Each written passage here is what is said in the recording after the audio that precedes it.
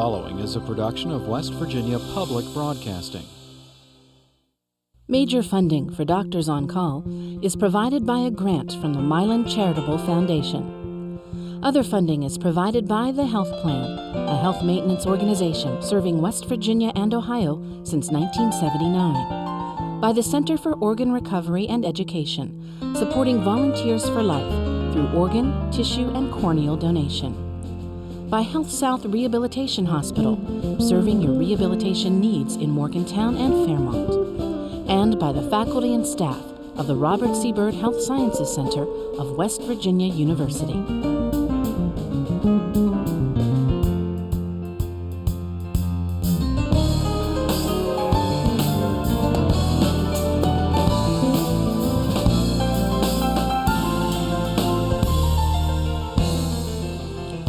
Welcome to Doctors on Call. Tonight's topic, drugs and alcohol.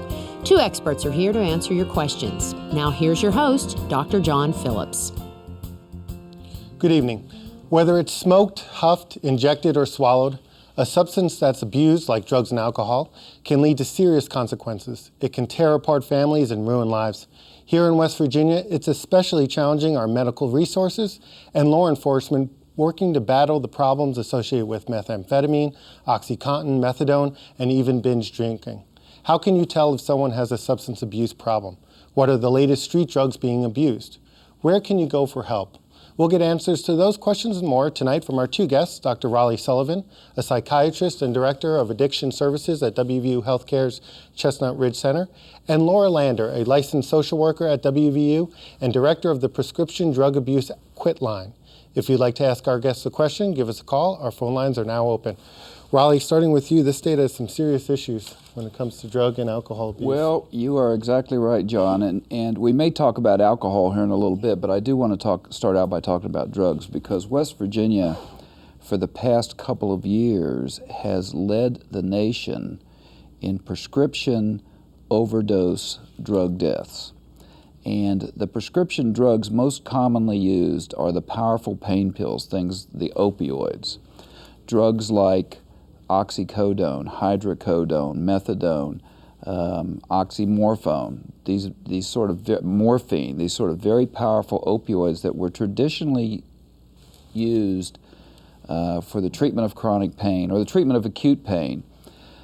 West Virginia has had a problem, I think, of epidemic proportions for the past 10 to 12 years, and a couple of years ago it started really catching up with us, and so we lead the nation per population in the number of deaths.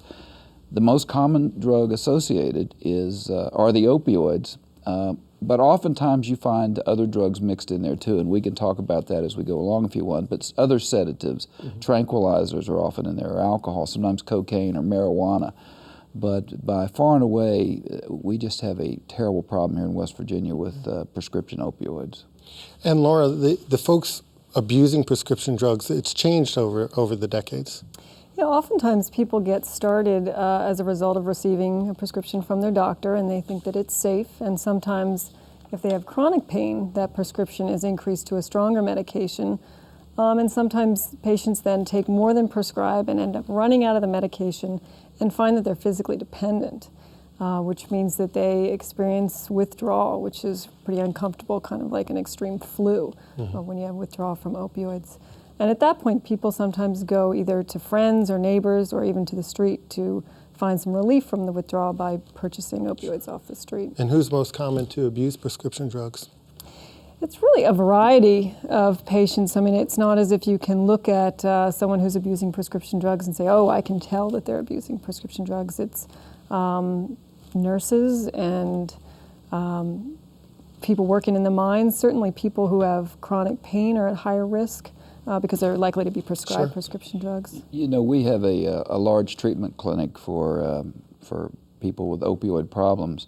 And one of the comments that gets made a lot from the medical students and the other trainees when they come and they work with the patients is that these people look like everybody. It's not like your sort of stereotypical, street person who is a drug addict. These people are mothers and fathers and and grandfathers and working people. Some of the people don't have jobs, but I mean, they look pretty much like everybody else. And I think that's, I think that's surprising to a lot of people, because many people, not just physicians, but many people out in public have sort of this stereotyped idea about what an addict might look like. And that's just not the way it is. Everybody is eligible. I think one of the things that's most interesting about the pain pills, the opioids, and I have to be careful here because I'm aware of the fact these are very helpful to people with pain. Right. These can be very helpful with people with pain. But in people that are predisposed, in people who are prone to taking risks or have sort of the genetic predisposition for addiction, when they start on opioids, they find them very seductive and very reinforcing, and they make them feel very good. And it doesn't take too long before these drugs go from being helpful to necessary to a problem, sometimes a huge problem, which can lead to death. Sure. We're talking about drug abuse and alcohol abuse with Dr. Raleigh Sullivan and Mrs. Laura Lander. If you have any questions, please give us a call. So you brought it up a little bit. It's a little bit scary. If I break my leg and I need to take a medicine to help with the pain, as a layperson, how do I keep from getting addicted? Or is it that easy to get addicted, or how do we? Not really. I mean, Raleigh was mentioning there's some risk factors. Typical risk factors would be if you have a history of abusing substances in the past, or if you have a family history of substance abuse, or if you have a mental health problem like anxiety and depression. Often people feel as if opioids relieve some of those symptoms. And the average person who has none of those risk factors and breaks their leg and receives a prescription for Percocet usually takes that prescription and doesn't really like the way it makes them feel, and uses half of it and discards the rest. Mm-hmm. Yeah, I think what Laura's saying is really important, because the interesting thing is many people will take these pills and not find them helpful at all. Well, they'll find them helpful, gets rid of the pain, but they won't find that they like it. Sometimes it makes them feel bad.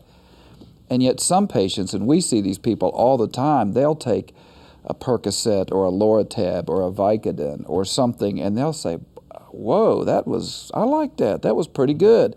And I bet if I take 2 of them, I'll even feel a little bit better. Now, you have to understand, and I think this is important maybe for the audience to understand, addiction is a very prevalent disease. Somewhere between 10 and 15% of the adults in the United States are prone to addiction. It's a hugely common problem. And for many people, once they get on the opioids, it just sort of sets off their basic underlying genetic tendency towards addiction. Again, many people will try these drugs and think, I don't particularly like them. I can't wait to get off of them. Some people, when they try them, think, man, I can't wait to get my next prescription because this stuff is good, One of the other things I wanted to talk about briefly is about alcohol, if you don't mind, because I've done addiction work here in West Virginia for 25 years, and it was curious, in the 80s and 90s, primarily what we were seeing, people coming to treatment, was folks had a problem with alcoholism. And while we still see a lot of people with alcoholism, it certainly hasn't gone away. One of the interesting things we're seeing in this opioid addiction population is that many of these people used to drink heavy. By the time they get to us, most of them rarely drink at all now.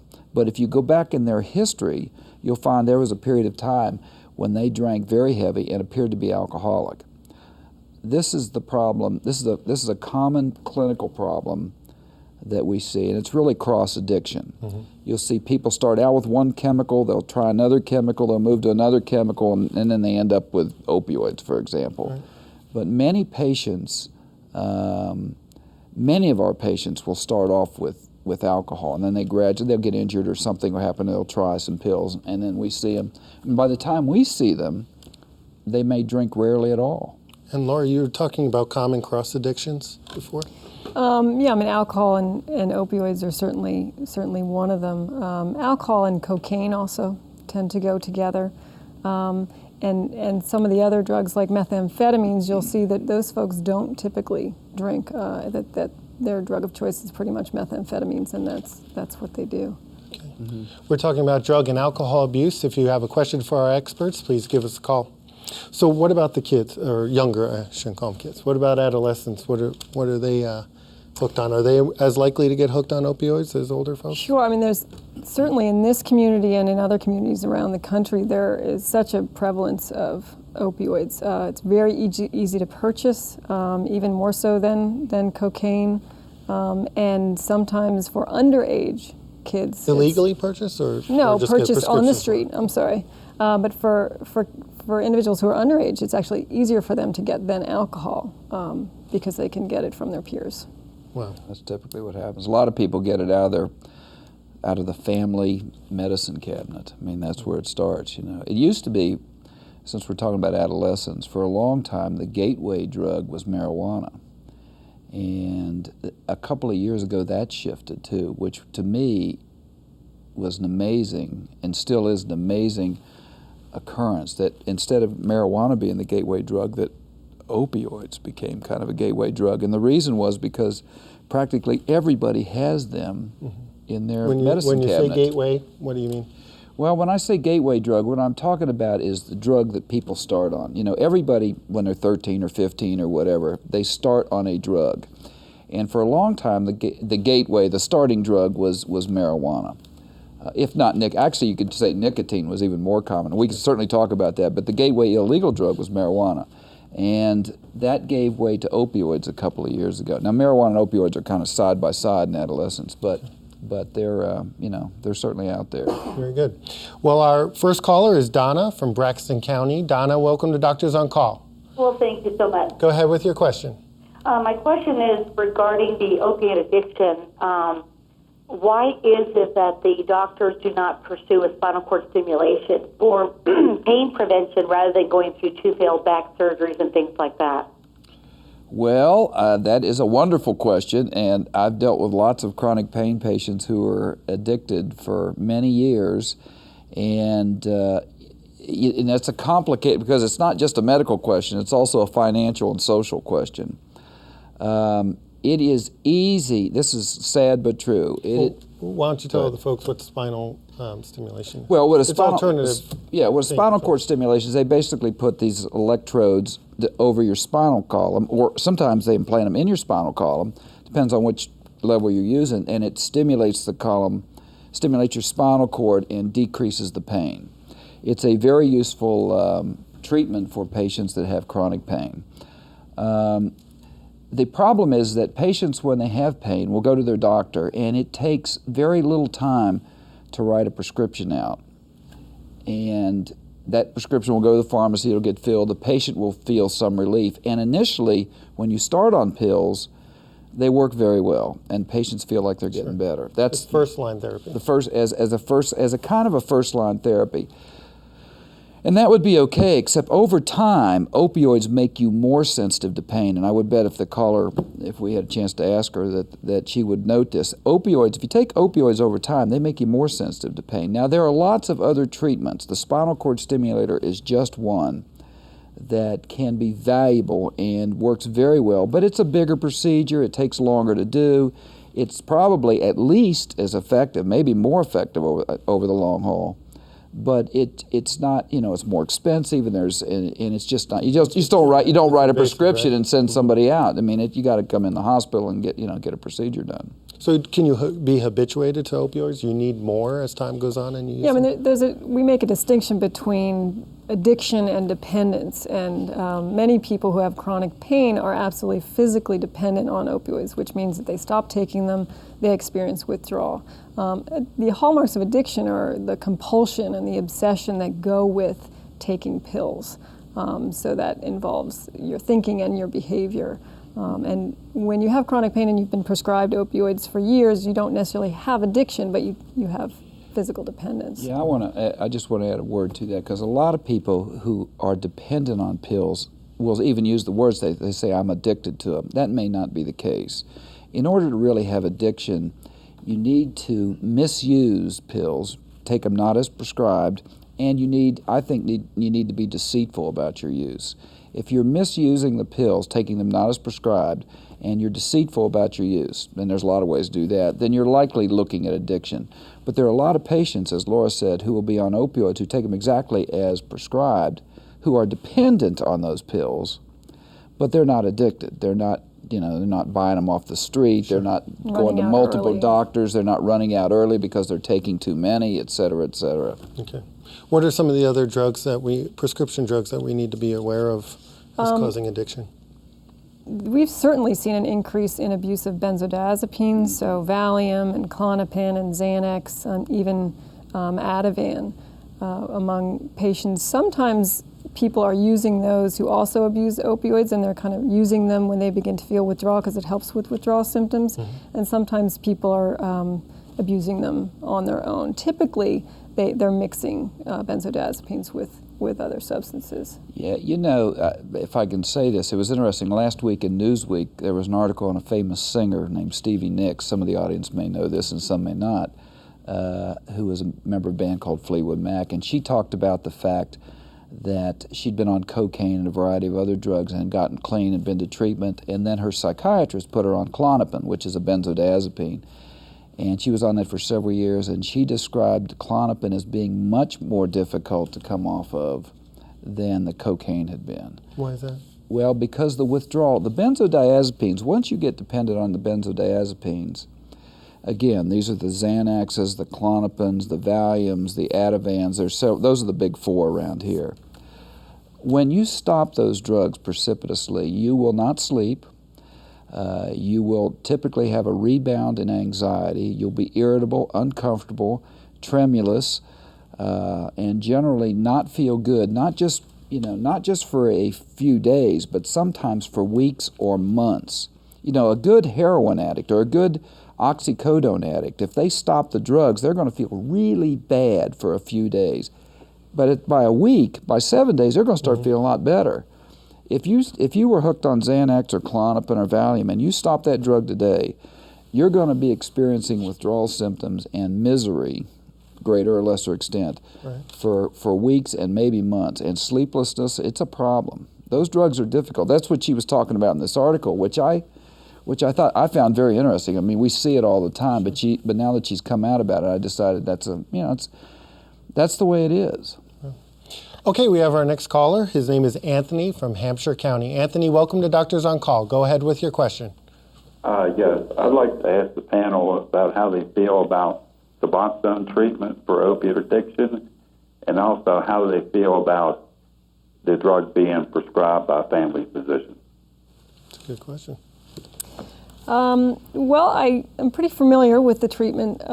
It's a treatment for opioid addiction specifically.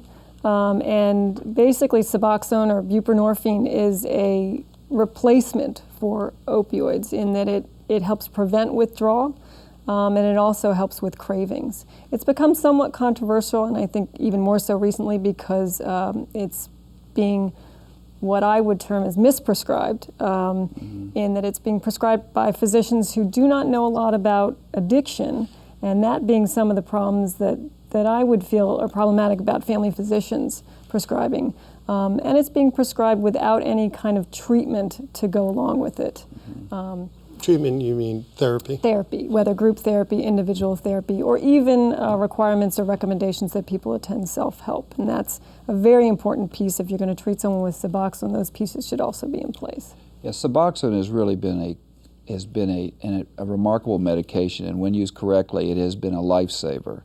And I could not overstate that on the show, because until Suboxone came along, the number of deaths that I was seeing was just terrifying. And so I'm seeing people get better now who use that medication.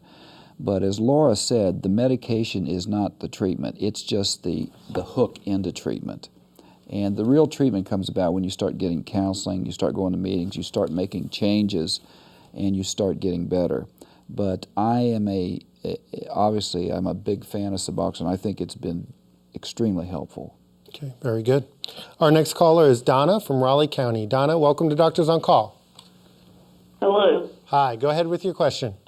My question is that I was in a motorcycle accident 21 years ago, and they started me off with strong pain medicine, and then I went to the spinal cord stimulator, and then it messed up, and now I'm in a cycle of they just keep giving me different medications, and I don't know how to break this cycle.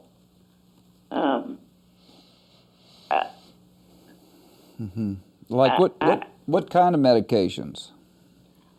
Well, I have RSD in my left lower extremity, and it's very painful, but the medications are, I've been on the Oxycontin, the oxycodone.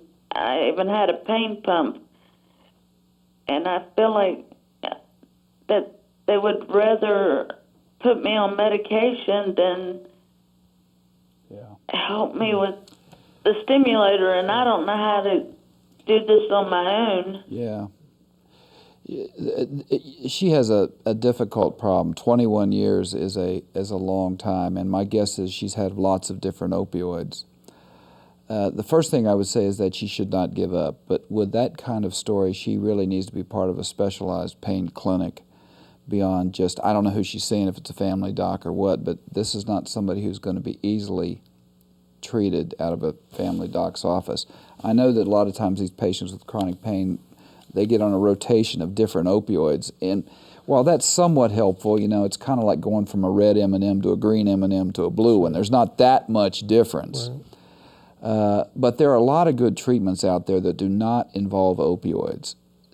And sometimes getting off the opioids is the first step towards doing some of these other treatments. So if I were her, I'm not sure if she's doing this, talk to her physician, try to get in a specialized pain program. Laura, when would we recommend that someone call the West Virginia Quit line for prescription drugs? Would that help Donna? Or Donna's problem actually sounds like she needs more medical intervention. Typically, the quit line can be very helpful for someone who is identifying as either physically dependent or addicted to any kind of prescription drugs. And they are seeking treatment or support to come off the medications.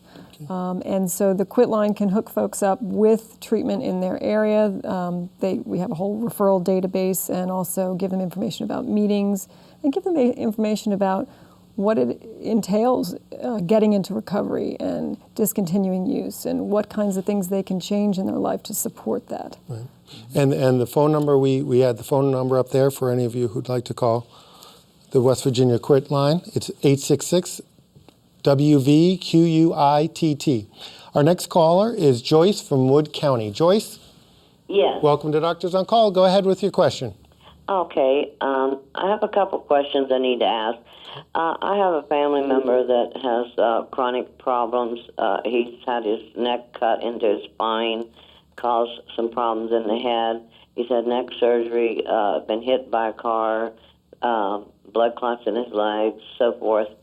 And I have a girlfriend that has cerebral palsy that's now bedridden. And the question I'm asking is, like they're talking about the chronic pain.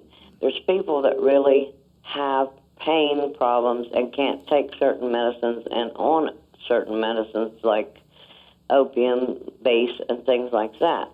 And there's certain medicines like, I don't like OxyContin myself. I'm afraid of that stuff. But it helped in another way for one person. But there's no doctors that you can find that address people that cannot be cured or cannot have surgery, cannot have no alternative. But my girlfriend is on a limited time, and they keep changing medicines. But like she said, in a long run, if she had 6 months of good life, it wouldn't make any difference to her. So where is there facilities to get actual help where you're not addressed as a drug abuser or, so forth? So in the last minute, Joyce asked the question, where can folks go for help, particularly when it's very complicated? Well, you start with your family doctor, obviously. That's always the right answer. And it is a problem because there's been so much drug addiction that some family doctors, frankly, are worried when somebody comes in that they are drug seeking. And every doctor in West Virginia has been burned by drug addicts. And it's unfortunate because there are people who, like Joyce said, who do benefit by chronic opioid therapy, especially at low dose. And I want to make sure that's known. Higher dose has not necessarily been shown to be helpful, but lower doses can be helpful. Okay, very good. Well, Joyce, we wish you the best of luck with that. We've been talking about drugs and alcohol with Dr. Raleigh Sullivan and with Laura Lander. Thank you both for being with us.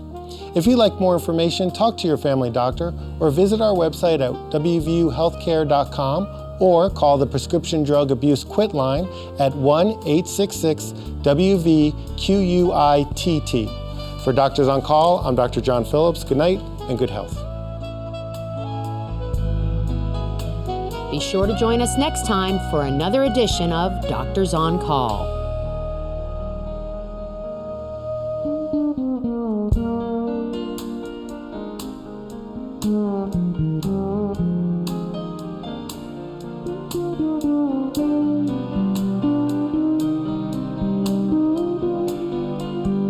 Major funding for Doctors on Call is provided by a grant from the Milan Charitable Foundation.